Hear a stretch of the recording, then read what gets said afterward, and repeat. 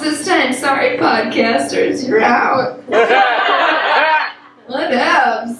I give a very warm welcome for the very funny, the very endearing Miss Crystal Kordowski, ladies and gentlemen.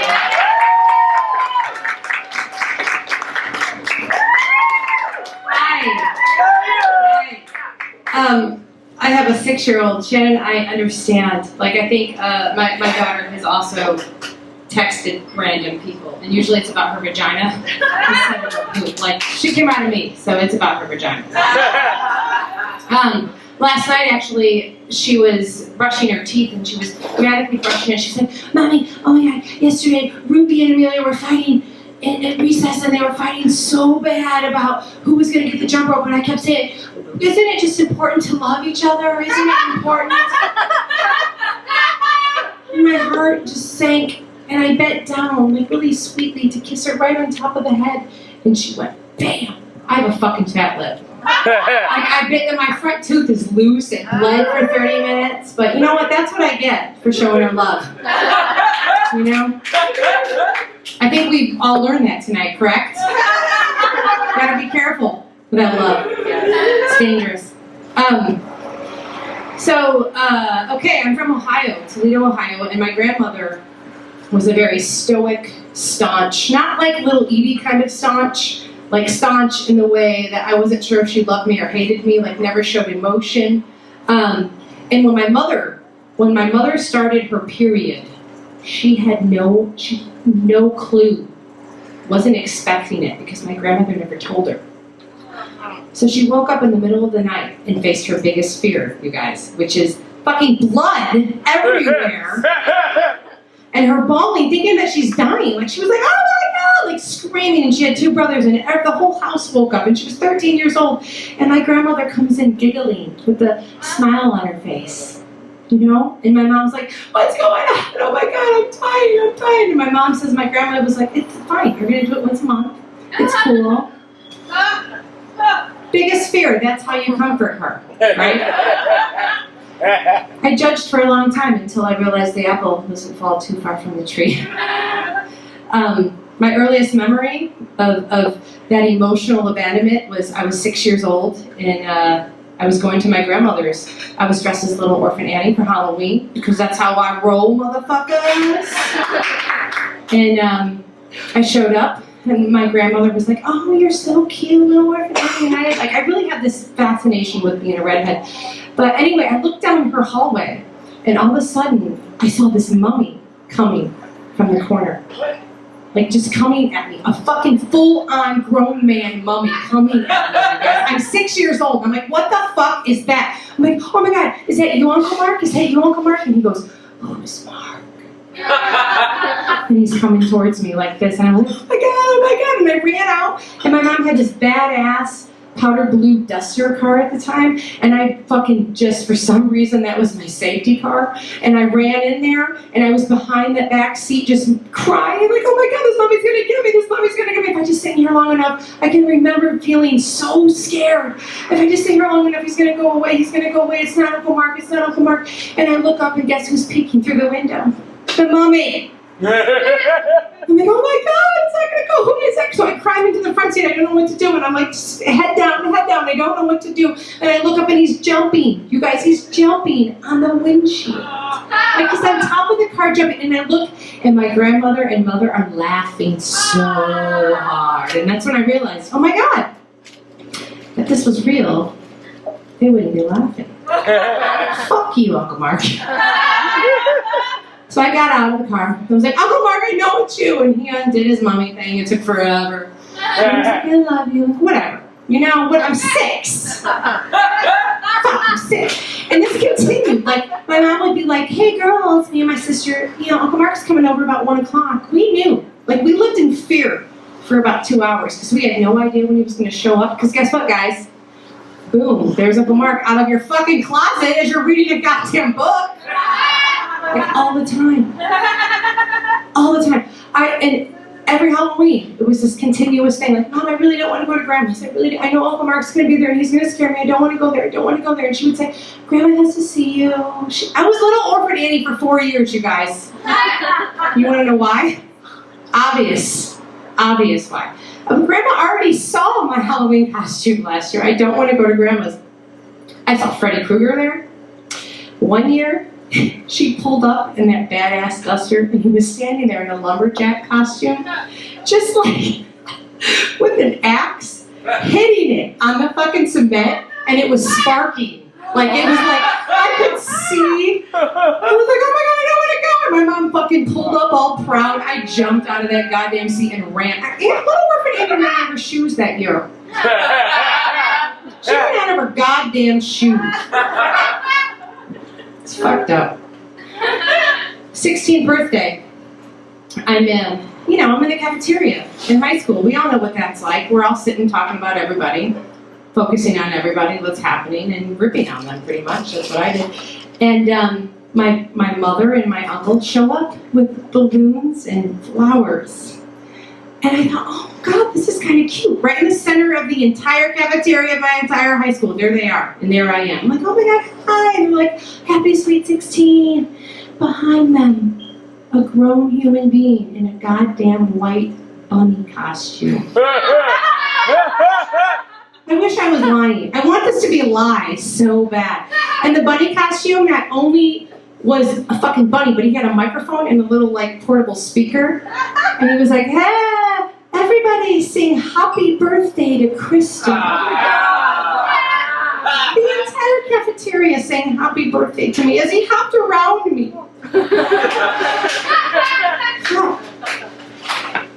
It's crazy. And then, so here I am trying to process all this morbid. It's weird. I just told my shrink about this just this week. I said, I told her the whole story, everything I just told you, and it was like a 1 minute long. And she goes, I feel kind of bad for them because I think something happened to them in that house where they don't know that their biggest connection is fear. So they wanted you to feel that. You're reading into this, I said, and she's like, no, maybe I'm not. It's like, you know what? She's fucking not. Because I do the same shit to my kid. Like, I hate myself. I don't dress up like crazy shit or anything like that. My 6th grade birthday party, I had a slumber party. There were 16 girls. You guys, this is insane. We were watching Friday the 13th. My mom had this giant bay window. And we're watching Friday the 13th. And all of a sudden, we see a glow-in-the-dark Jason mask. 16 6th graders fucking start screaming.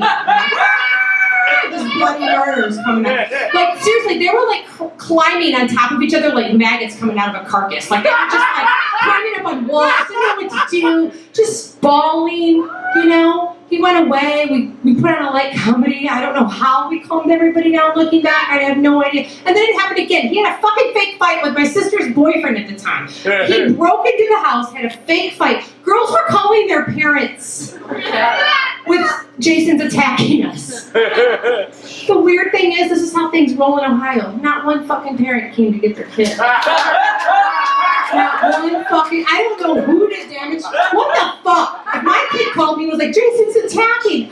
What?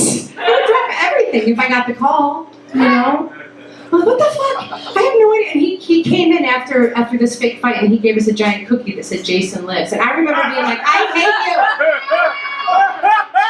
I was in front of both of them. I was like, I hate you, Mom, so much because you let this happen. I hate you. And my Uncle Mark was like, it's fine. It's fun. It's a good time. And my mom's like, really? You know what? It's your fault. He's an uncle. It is my fault that he's an uncle because I was born. Don't have sex, Mom. So fast forwarding, then I got married. You can advance. Oh, here we are. That's our wedding invitation. This really was our wedding invitation. I had a TV-themed wedding because I've been bridesmaid 10 times, and I hate weddings. It was a parody, goddammit. My vows were literally, I, girlfriend, take thee, boyfriend, to love with different strokes, one day at a time. I will love you through the wonder years of cheers. Ridiculous. Thanks for not letting me feel anymore, Mom. I can't even feel love. I got married. This was my mom's marriage advice. Mind you, my parents have been married 7 times between them, up to me getting married, you guys. 7 fucking times between them. This is what she says to me. She hands me a package and she says, honey, I've been through this. Yeah, we kind of know. We know. The only way to make this work is to pretend you're somebody else once in a while. What? Open the package, wigs and fishnets, guys. It works.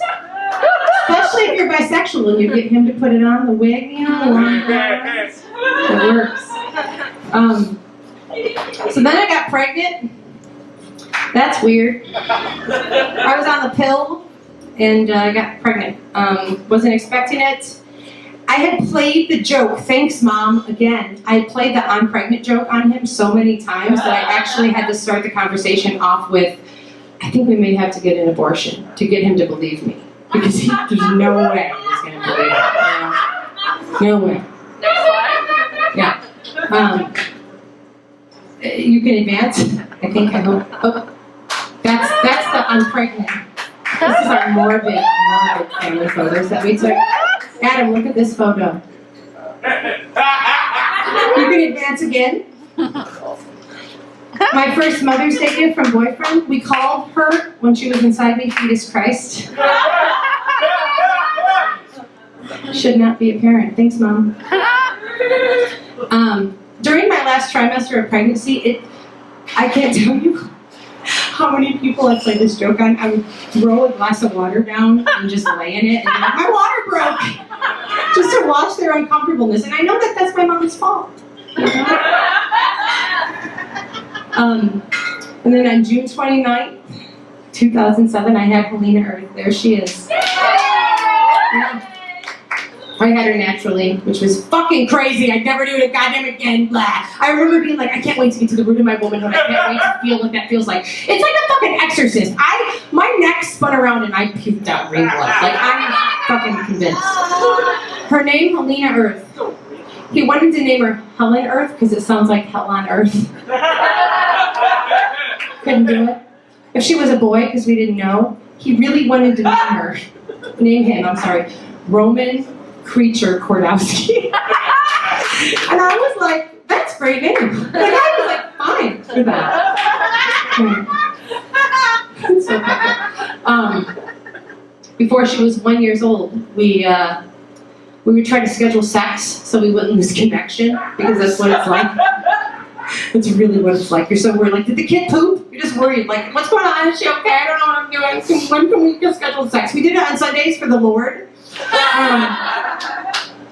And you can advance. Oh, back up. One more. Oh, go forward. Sorry. Well, you don't have to go back. I'm sorry. We can go through that. This was our birth announcement. And it said, cook up something good. That's all it said. So good. Okay, next one. So this is our swingers shoot. I love your dog is there. The dog. So the dog's important actually. This is Monkey. He's gonna die soon, probably the next year. He's my spirit animal right now.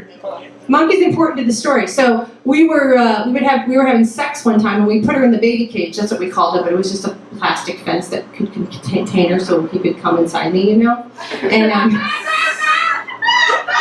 And so we did it, and I was on top. And it was probably like 3 minutes because we didn't have much back then. And he did his deed, and I looked back because I made sure she couldn't see me because there was a wall here. And I looked back to see, and this is what she was doing. Her back was facing me, and she was going like this. I was like, oh my God, she saw me right then. She's mocking me.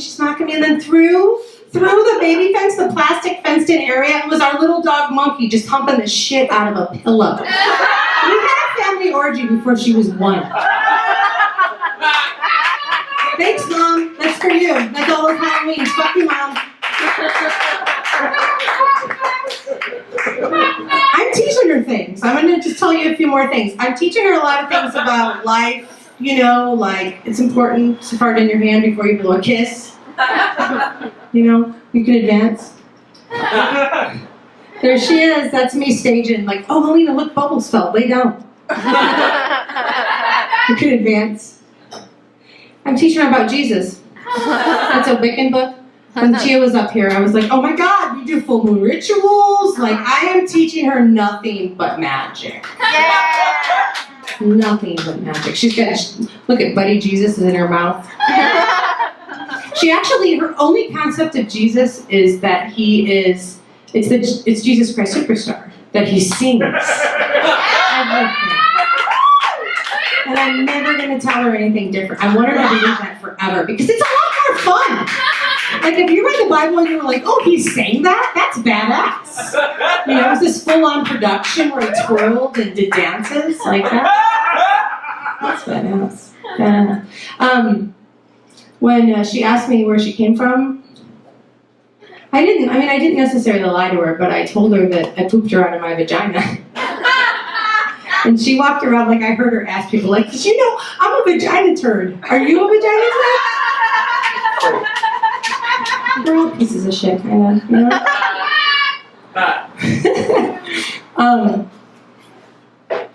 Do I have another photo? I don't know. Okay, this is her. This is the last one. See, look at that. Ouija board, motherfucker! The one thing recently, like going back to that fear-based, this is the last thing I'm sharing. Going back to that fear-based thing that we deal with, because fear is ignorance. We all know this, right? I heard her screaming one time in the bathroom like I've never heard her scream before, and it was like, just like high-pitched screaming. All the dogs were freaking out. I'm like, what's going on? Oh my God, the Dexter scene. Like she's fucking found the scissors and just poked her eye out. Something major's happening. I walk in there and all she's doing, you guys, is wiping from back to front. Back to front. She's like, oh my God, I'm pooping out of my vagina. And she shows me poop. I got the toilet paper. You know, and I was like, oh my God, I know. Like, and she was 4, so in my mind, I'm like, if I taught you, I'm doing a terrible job. Like, that's just what moms do. I'm like, that's my responsibility. That she doesn't have a shitty fucking vagina in her life. You know? I'm like, oh my God, I'm teaching her nothing. And then, I'm like, no, you have to wipe the other way. You know? Like, I draw my pants and I show her, like, yeah, from front to back. You don't want the poop going in there, you know? But this is when I realized my mother kicks in. I know that every single person that she brings home, girl or boy, doesn't matter, I'm going to whisper in their little ears before they leave on their little date. She wipes from back to front.